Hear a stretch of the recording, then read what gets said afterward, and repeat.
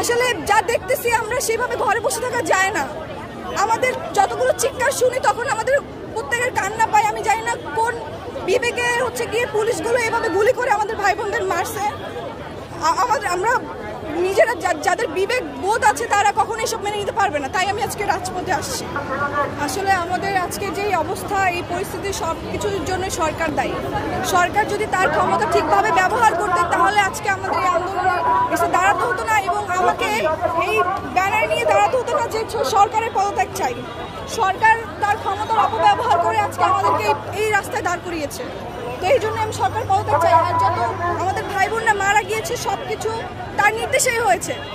তার একটা ন্যায্য দাবি করেছিল, সেই ন্যায্য দাবি যদি সে সঠিক সময়ে পালন করত বা সেটা মেনে নিত তাহলে আজকে আমাদের এই ভাই বোনরা মারা যেত না, আজকে আমাদের এই রাস্তায় মিছিলে দাঁড়াতে হতো না এবং আমাকেও এই কথাটা বলতে হতো না।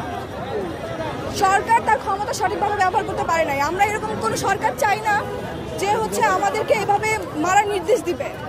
আমরা এরকম কোনো সরকার চাই না। আমরা এখনো কোনো স্বাধীন নাগরিক না। স্বাধীনতা এসেছিল 2019 সালে, 1971 সালে। সেটা শুধু শেখ পরিবারের জন্য, আমাদের জন্য না। আমরা এখনো বাক স্বাধীনতা পাইনি। আমরা এখনো সঠিকভাবে কথা বলতে পারি না। আমরা এখনো অবশ্যই যতদিন না পর্যন্ত সরকার পদত্যাগ করবে ততদিন পর্যন্ত আমরা এই আন্দোলন চালিয়ে যাব। আমার দাবি একটাই, আমি সরকার পদত্যাগ চাই। আমি কোনো 9 দফা দাবিও কোনো বিচার চাই না। আমি কার কাছে বিচার দিব? আসলে সরকার যেখানে নিজেই মারার নির্দেশ দেয় তার কাছে বিচার দিতে লাভ নাই। সে কখনো সঠিক বিচার করবে না। আমি জানি না তারা কিসের ভয় এখনো ঘরে বসে আছে, কারণ এখন এই আন্দোলনটা হয়ে গেছে পুরো দেশবাসীর, আমাদের পুরো বাংলাদেশের মানুষের। আমি সবাইকে আহ্বান জানাচ্ছি যে সবাই ঘর থেকে নেমে আসুন। কার ভয় কিসের জন্য বসে থাকবেন? আমরা যদি না নামি সবাই মিলে প্রতিবাদ না করি আমরা কখনোই আর স্বাধীনতা পাবো না। আমরা কখনোই আর বাক স্বাধীনতা পাবো না। আমরা কখনো এই দেশে সঠিকভাবে বাঁচতে পারবো না। কোন ভয় কিসের ভয় বসে আছে আমি জানি না। আমি আসলে আমি কোনো দল করি না, আমি কোনো কিছুর মধ্যে নাই, আমি কোনো রাজনীতিক কোনো কিছুর মধ্যেই নাই। আমি একজন সাধারণ স্টুডেন্ট এবং আমি একজন ক্ষুদ্র আর্টিস্ট। আমি যেটাকে অন্যায় মনে করি সেই অন্যায় প্রতিবাদ করতে আসছি। আমি কোনো দলের পক্ষ নিয়ে কথা বলতে আসি নাই। আমার যেটা মনে হয়েছে ন্যায় কোনটা অন্যায়, আমি সেই অন্যায়ের বিরুদ্ধে কথা বলতে আসছি। আসলে যা দেখতেছি আমরা সেভাবে ঘরে বসে থাকা যায় না।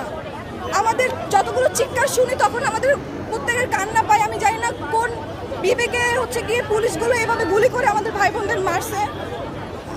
আমরা নিজেরা যাদের বিবেক বোধ আছে তারা কখনো এসব মেনে নিতে পারবে না, তাই আমি আজকে রাজপথে আসছি।